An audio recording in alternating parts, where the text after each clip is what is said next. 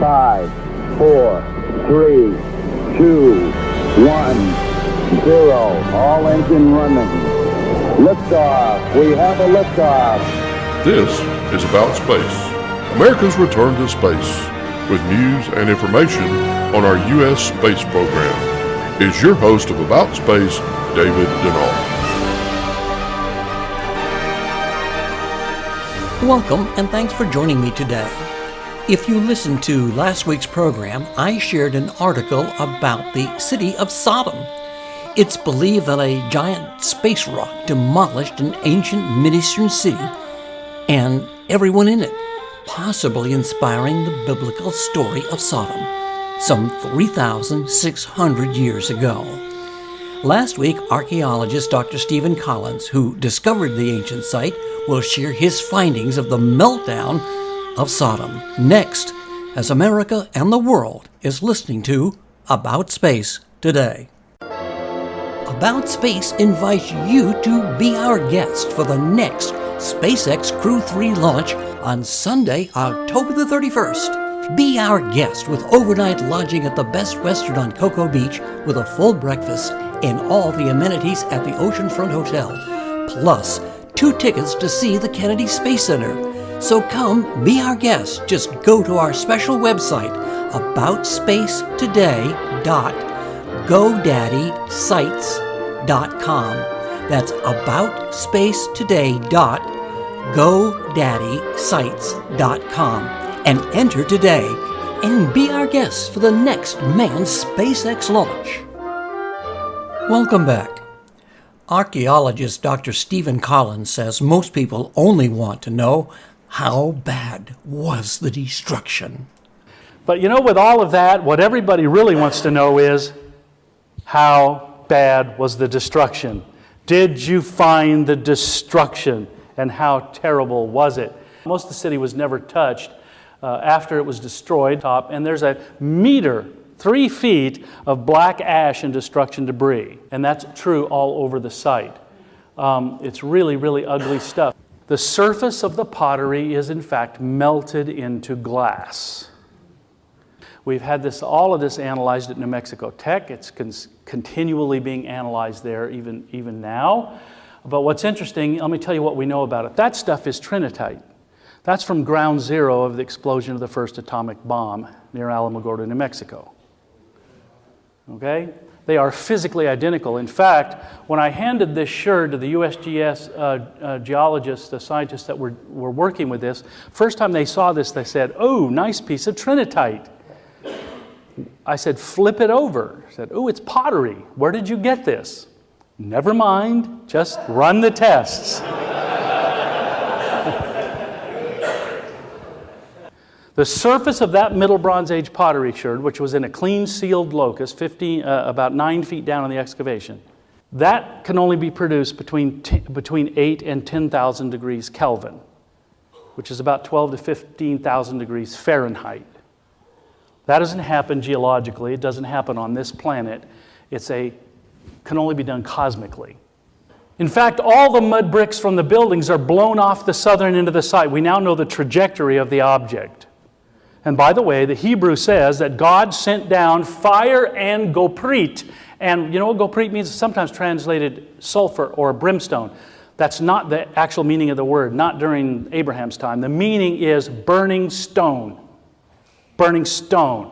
God sent a meteoric event upon the city. We know it came from the southwest because the entire southern defenses and the southern domestic areas of the city have their mud brick walls completely blown off their foundation stones, and many of the foundation stones are heat fractured. How big was the area? The area was about 400 to 600 square kilometers. The entire Kikar was instantly destroyed. All the cities on it went down at the same time. Toward the end of the Middle Bronze Age, during the time of Abraham. In the ash matrix, we have lots of bone. This is human bone scatter. It's as if people blew up. Literally, if they weren't if they didn't just simply vaporize in the event, they exploded. This is very much like what you see in a nuclear setting. What do we find in the ash? Children's wheels off toys. beads, pieces of jewelry strewn through the ash. This stuff is ground up. It's horrible destruction. Personal seals. If you go around to all of these sites, the Bronze Age continued just fine. But on this piece of real estate, where the cities of the plain were located, the Bronze Age came to an abrupt halt during the time of Abraham, and nobody lived on this land for the next 700 years. Now, we got to put some facts together in closing. Bronze Age civilization on the eastern Jordan Disk, with Tal Hammam as its center, was continuously going for 2,500 years or more, without a break. For 2,500 years it lasted. It included Tal Hammam.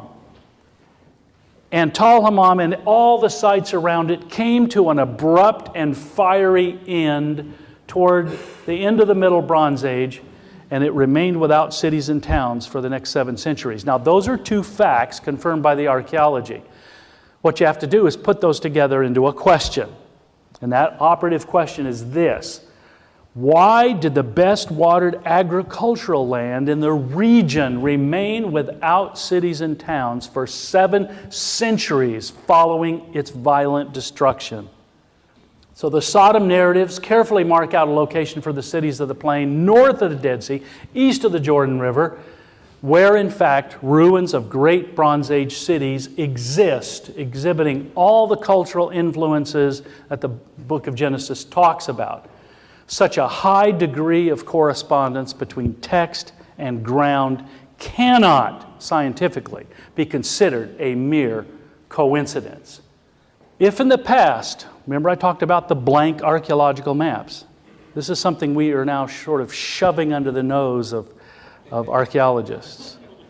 If in the past, archaeologists and Bible scholars had taken the Sodom tales seriously, they would have discovered the civilization in the land of the Kikar. By the way, that's what the Bible calls it in Genesis 19:28, the land of the Kikar. They would have discovered this great civilization a long time ago. But they didn't take the biblical text seriously, and they didn't find it. We simply took the biblical text seriously, used the text, went to the place, we did, and guess what? We did. We found it because it was there all along. So, in closing, I would just simply say this. All of this is in the right place. It's exactly where the Bible describes the cities to be. It's in the right time frame, and it has all the right stuff. And so, with that, we can say that the city of Sodom is likely found. Well, the Bible and the trowel do work together quite well after all. Thank you, Dr. Deaver. Well, it all sounds like being in a theater seat in a Hollywood disaster movie. Well, it's obvious that an intense firestorm has destroyed this city long ago. Science and the Bible, both accurate. Be sure to have your family and friends listen each Tuesday with me on About Space Today, and on Fridays, America in Space with Dawn Meyer from Florida's Space Coast. And follow us on Facebook for space news updates at aboutspace.today. And our Tuesday shout-out goes to Cape Verde, with its many listeners who enjoy our weekly programs. And to all our friends and listeners around the globe and here in the U.S., thank you for listening. I'm David Denault, and this has been About Space Today.